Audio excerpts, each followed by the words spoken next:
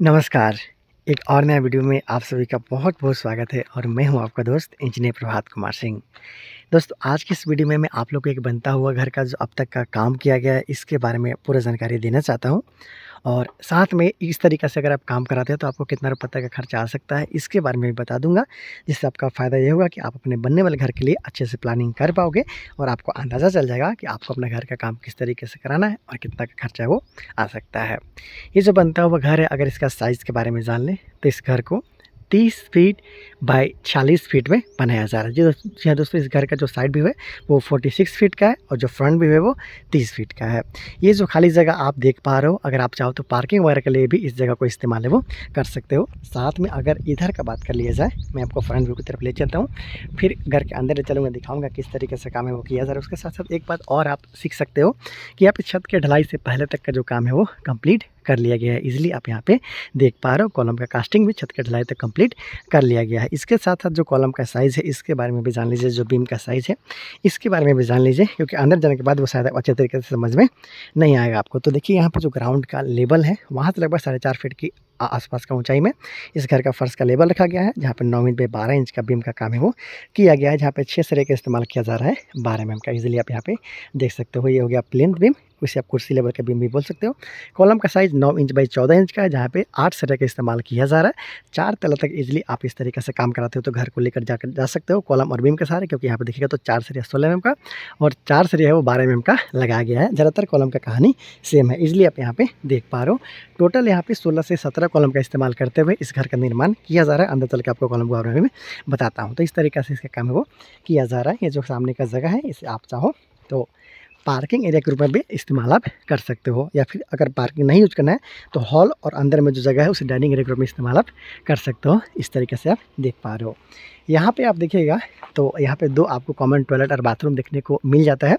इसके बाद इधर आप चलते हो, अभी चल के दिखाता हूँ सारा चीज़ किस तरीके से यहाँ पे बनाया जा रहा है। ये देखिए यहाँ पे आपको कॉमन टॉयलेट और बाथ यहाँ पे अलग-अलग देखने को मिलता है। यहाँ पे दरवाज़ा और वहाँ पे दरवाज़ा, मतलब दोनों का काम है अंदर में पार्टीशन इसका किया हुआ है। इसका जो इनर वॉल है, ज़्यादातर जो इनर वॉल है वो 10 इंच के साथ आप यहाँ पे देख पा रहे हो। देखते हो यहाँ पे भी जो इनर वॉल है वो 10 इंच के साथ रखा गया है। हालाँकि ज़्यादातर जो घर आजकल बनाया जा रहा है उसमें इनर वॉल को जब अंदर में जो रहता है पार्टीशन वॉल उससे 5 इंच के साथ में काम करवाया जाता है, लेकिन यहाँ पे 10 इंच के साथ काम है वो किया जाता है। इसमें ईंट आपका ज़्यादा लगता है। तो इस तरीके से आप कॉमन टॉयलेट बाथ देख पा रहे हो। इसके साथ-साथ यहाँ पे आपको इस घर के लिए मिल जाता है पहला रूम, लगभग 12 फीट बाय 13 फीट के आसपास का ये रूम है। यहाँ पे अटैच्ड टॉयलेट बाथ बनाया जा रहा है। यहाँ पे इजीली आप देख पा रहे हो रूम के अंदर में भी अटैच्ड टॉयलेट बाथ बनाया जा रहा है। मेरा एक सजेशन रहेगा कि कभी भी आप घर में इस तरीके से टॉयलेट बाथ बनाते हो तो बीचों बीच आपको दरवाज़ा नहीं देना चाहिए, साइड में देना चाहिए, उधर या फिर इधर। बीच में देते हो तो फिर आपको आने वाले दिन में दिक्कत का सामना करना पड़ सकता है, कंफर्टेबल फील आप नहीं करते हो। फिर इस तरीके से आप देख सकते हो खाली जगह जिससे आप waiting area, hall, dining area या फिर पार्किंग के रूप में भी इस्तेमाल कर सकते हो। काफ़ी बड़ा एरिया पे यहाँ पे आप देख पा रहे हो। इसके साथ थोड़ा और अंदर चलता हूँ, यहाँ पे एक और आपको दरवाज़ा देखने को मिल जाता है। उसके साथ साथ दाहिने तरफ में आपको मिल जाता है इस घर के लिए सीढ़ी का काम कुछ इस तरीके से किया गया है। आप यहाँ पे देख पा रहे हो, ये पहला फ्लाइट पार्ट हो गया, फिर लैंडिंग हो गया। सेकंड फ्लाइट पार्ट का कास्टिंग है वो छत के ढलाई के साथ में किया जाना है। यहाँ पे भी देखिएगा तो इनर वाल है वो 10 इंच के साथ में यहाँ पे रखा गया है। ये सीढ़ी रूम का जो काम किया जा रहा है। इसके साथ साथ इधर अगर आप देखिएगा तो यहाँ पे और आपको एक टॉयलेट बाथ देखने को मिल जाता है। इसके साथ साथ इधर पीछे की तरफ में 2 रूम आपको देखने को मिल जाता है, जिसमें 14 फीट से 12 फीट के आसपास का साइज़ में बनाया जा रहा है। ये इधर रूम और एक इधर रूम, देखिए इस तरीके से काम है वो यहाँ पे किया जा रहा है। यहाँ पे इजीली आप देख सकते हो, यहाँ पे विंडो है, उसके साथ साथ यहाँ पे विंडो आप देख पा रहे हो। डबल विंडो के साथ में यहाँ पे काम है वो किया जा रहा है। इधर भी देखते हो इसका रूम का साइज़ भी 14 फीट बाय 12 फीट के आसपास का है। देख सकते हो डबल विंडो के साथ काम किया जा रहा है, क्योंकि कॉर्नर पे यहाँ पे विंडो का काम है वो किया गया है। कॉलम का जो काम देखिएगा बिल्कुल छत के ढलाई तक कंप्लीट कर लिया गया है। ब्रिक वर्क भी लगभग छत के ढलाई तक का काम है यहाँ पे कंप्लीट है वो कर लिया गया। आसानी के साथ आप यहाँ पे देख पा रहे हो। घर का जो फर्श वगैरह बनाने का काम है वो अभी बाकी है। मिट्टी का भराई है वहाँ तक का काम है वो किया गया है। पूरा घर में आप इस तरीक़ा से देख सकते हो। तो 2 रूम के साथ में बनता हुआ घर है। छत के ढलाई से पहले तक ऑलमोस्ट यहाँ पे जो ब्रिक वर्क है वो कंप्लीट हो चुका है। आसानी के साथ आप यहाँ पे देख पा रहे हो। बहुत सारे लोग जो छत का ढलाई का काम करवाते हैं उसी समय इस तरीके से सेकंड फ्लैट का कास्टिंग का काम भी करवा लेते हैं। अगर आप घर में चाहते हो घर को मजबूती देना तो इस तरीके से आप सीढ़ी का काम कर सकते हो। हालांकि इसमें खर्चा थोड़ा ज़्यादा आता है। अगर आप कम पैसा में सीढ़ी बनाना चाहते हो तो बहुत सारे लोग पहले स्लैब का कास्टिंग कर लेते हैं, उसके बाद में फिर ईंट के सहारे में जुड़ाई करते हुए सीढ़ी का काम करवाते हैं। तो उसमें खर्च तो आपका कम आता है, लेकिन उतना मजबूती वो नहीं दे पाता है। इसलिए आप इसी तरीक़े से सीढ़ी का काम करवा सकते हो। कॉलम से इस तरीक़े से बीम निकालते हुए, एक्स्ट्रा बीम ना बनाते हुए यहाँ पे अच्छा काम किया गया है।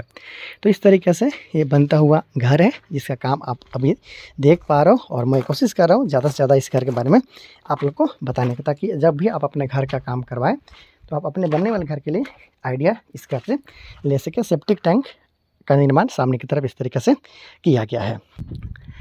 तो दोस्तों बात कर लेते हैं कि आखिर इतना घर बनाने में कितना का खर्चा आया है। तो लंबा चौड़ा एरिया में यहाँ पे काम है वो किया जा रहा है। एक बड़ा साइज़ का घर है, लंबा यहाँ पे पार्किंग एरिया छोड़ा गया है। हॉल के साथ डाइनिंग एरिया था, देखा था 2 रूम था, सीढ़ी था, टॉयलेट बाथ के साथ यहाँ पूरा अच्छे तरीके से काम किया था। इसका काम है वो छत के ढलाई से पहले तक कंप्लीट किया जा चुका है। ब्रिकवर्क की बात किया जाए, फिर कॉलम कास्टिंग का बात किया जाए, इसके बाद घर का छत का ढलाई का काम है वो किया जाएगा। अब तक का खर्च के बारे में बात कर लिया जाए तो लगभग 7 लाख के आसपास में खर्चा इसमें आ चुका है। काफ़ी हेवी काम किया जा रहा है। मैंने शुरू में ही बताया कि कॉलम में 8 सरिया के साथ 14 इंच पे 9 इंच का कॉलम के साथ यहाँ पे काम किया जा रहा है। तो इस तरीके से बहुत सारे घर का डिज़ाइन और वीडियो देखने के लिए चैनल को सब्सक्राइब कीजिएगा। जब इस घर का काम पूरा कंप्लीट हो जाएगा तो फिर से मैं आप लोग के लिए वीडियो लाऊंगा, दिखाऊंगा कि किस तरीके से इस घर को कंप्लीट किया गया। बहुत जल्दी मिलता है अगले वीडियो में। Thank you so much.